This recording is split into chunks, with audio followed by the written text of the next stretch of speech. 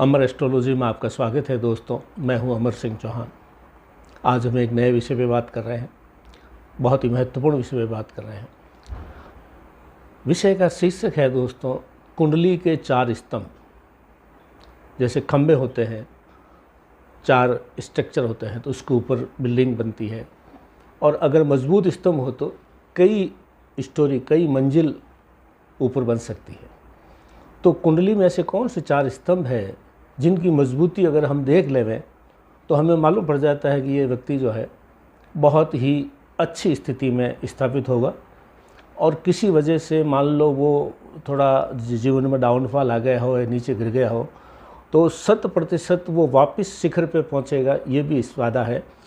आज उन 4 स्तंभों की बातें करते हैं। 4 स्तंभ कौन कौन से हैं? पहला है लगन या लग्नेश, दूसरा है चौथा भाव जिसको सुख भाव बोलते हैं, सुखेश।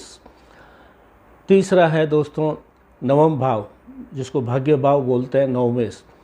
और चौथा है दसम भाव यानी दशमेश यानी कर्म भाव। हमेशा हर ज्योतिष का विद्यार्थी, हर ज्योतिष का जानकार, हर ज्योतिष का विद्वान जब भी कुंडली देखना शुरू करता है तो पहले स्तंभ को देखता है, वो है लगन और लग्नेश की स्थिति क्या है। लगन कुंडली का पहला घर जो सबसे ऊपर होता है, वो और उसका स्वामी कहाँ बैठा है, वो देखते ही मालूम पड़ जाता है कि ये कुंडली किस प्रकार की होने वाली है। अगर लगन कमज़ोर है, लग्नेश कमज़ोर है तो वो कुंडली की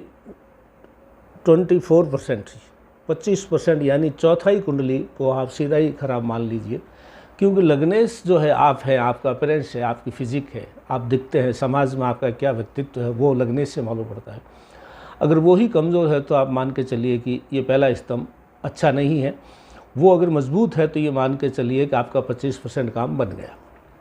दूसरा चौथा भाव जिसको सुखेश बोलते हैं। चौथा भाव सुख, सुविधा, मकान, धन, वाहन, आभूषण, माता के लिए और जो है स्वजनों के लिए, मित्रों के लिए भी देखा जाता है, और ये आंतरिक भाव होता है। तो सुख चीज़ों का जो प्राप्त होता है तो अंदर से आत्मा प्रसन्न होती है। तो चौथा भाव जो है वो दूसरा स्तंभ हो गया कि वो कैसा है। तो चौथा भाव और चौथे भाव का स्वामी, यानी चौथे भाव में कोई ग्रह है, क्या स्थिति है, और चौथे भाव का स्वामी कहाँ बैठा है, वो अच्छी स्थिति में है या नहीं है। तो ये दूसरा स्तंभ हो गया।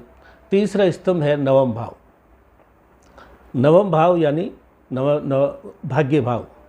भाग्य भाव का मतलब सब कुछ भाग्य ही है। जो आदमी भाग दौड़ करता है, ऊपर से ईश्वर से लिखा के लाया, प्रारंभ में लिखा के लाया है, आगे क्या होने वाला है ये है, वो हर आदमी चाहता है कि मेरा भाग्य का पता लगे। तो भाग्य भाव भी कुंडली में देखा जाता है।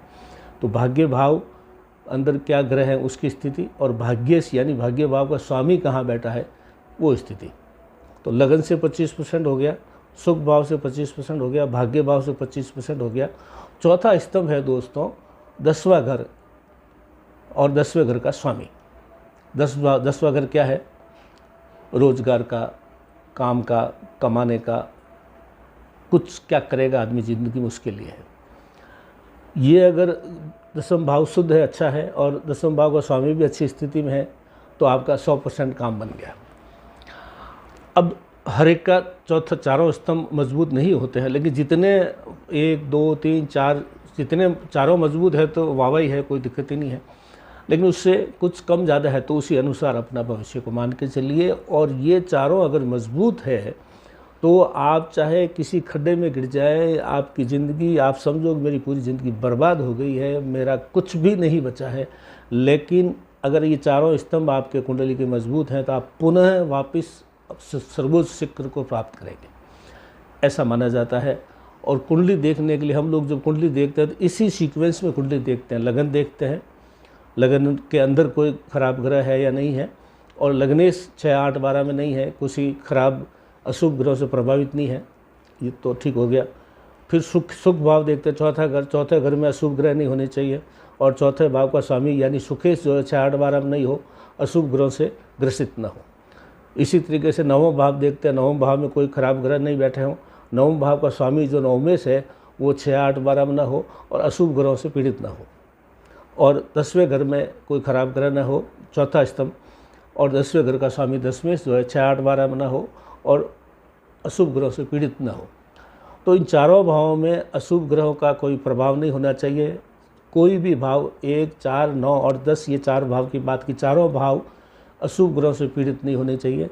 चारों भाव के स्वामी भी अशुभ ग्रहों से पीड़ित नहीं होने चाहिए, अशुभ ग्रहों में नहीं होने चाहिए, तर्क भाव में नहीं होने चाहिए।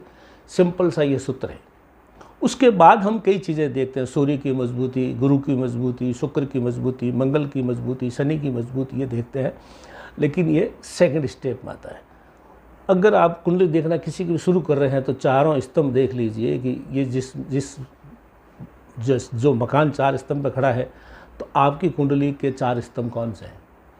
अब ये स्तंभ मजबूत है तो आपको कितना भी कुछ नुकसान हो जाए, कितना भी कोई पराभव हो जाए, कितनी भी आपकी गिरावट आ जाए लाइफ में, लेकिन आप पुनः वापस स्थापित होंगे, ये पक्की बात है।